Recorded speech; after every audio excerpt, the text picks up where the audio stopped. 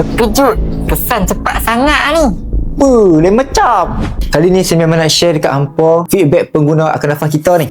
Dia kata bagai betul lo ngam dengan saya. Tak habis botol bangun bagi-bagi rasa nafas tak lepas. Duk sangkut lekat je tu kan. Ni bangun-bangun nafas dah rasa lega, alhamdulillah. Cuma nak tahu lah kan, time period boleh makan tak? By the way, saya pun ada asma juga. Okey, untuk mengetahui semua, kalau untuk yang datang bulan, kita boleh sarankan untuk ambil akan nafas kita ni. Tapi kalau untuk ibu yang mengandung, saya tak galakkan untuk cubalah dengan akan nafas. Dan saya nak beritahu juga, umur yang 12 tahun ke atas saja yang saya galakkan ambil akan nafas.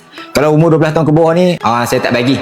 Saya tak bagi untuk orang yang berumur 12 tahun. Kalau untuk asma lagi dah saya sarankan sangat-sangat. Yang mana ada alami asma, influenza ke, covid ke, memang saya sarankan, memang saya galakkan lah untuk hampa cuba dengan akan nafas kita ni. Macam mana? Okey, mudah saja. 2 biji pagi, 2 biji malam selepas makan. Tapi syarat dia hampa kena konsisten. Barulah hampa akan nampak kesannya. So, hampa yang mana ada mengalami masalah macam saya beritahu tadi tu, asma, semua influenza semua tu, hampa boleh cepat-cepat dapatkan tau. Sebelum hampa jadi lagi teruk. Dapatkan sekarang.